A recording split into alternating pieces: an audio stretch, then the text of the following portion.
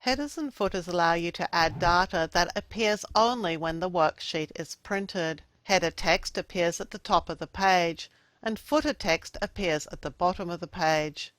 You might add details about the file name of the file you're printing, or the date of printing, or even your client's or your name or your business name to a header or footer.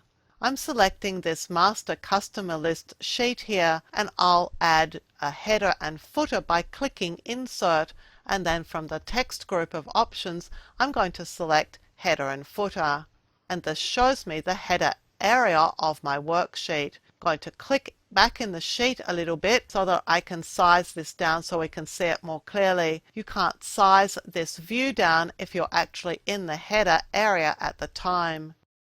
There are three boxes for the header: left, right, and center. The data in the leftmost box is left aligned. This data is centered, and this data would be right aligned. And there are three boxes here in the footer area too. I'm going to move to the footer, and I want to add the page number into this box. So I'm going to click in the box, and from the Header and Footer Tools Design tab, I'm going to click Page Number. And if I click away from this, you'll see that I get just the page number, just the number 1 or 2 or 3. If I want something a little more descriptive, I could type the word page in front of this. I'll type page and a space, and now you can see that it reads page 1. I put my page number over here because I wanted to leave room here to add the file name and path. Now this icon here would just add the file name, but I can click here to get the file name and the path. So I'm in the box in the footer I want to put it in, and I'll click once to add it.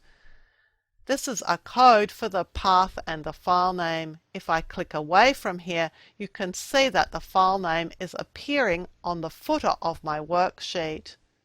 In a business situation, you may want to put something in the header. You might want to put your company or your client's name, or you could even add a logo.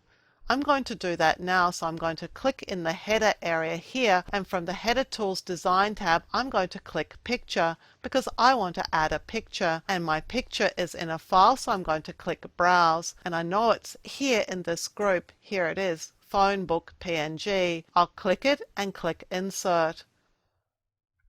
Right now I'm just seeing the code for the picture, but when I click away from it, you can see the image is appearing in the header.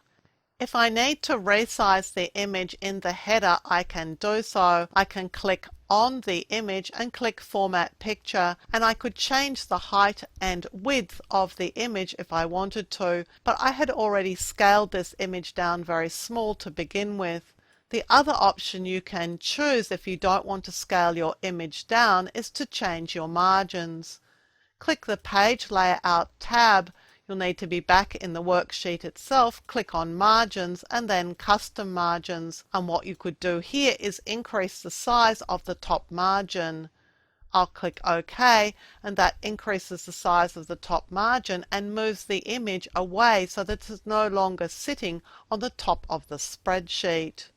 When you're finished with the header and footer, you can click back in your worksheet somewhere, and then from the View tab on the ribbon, click Normal.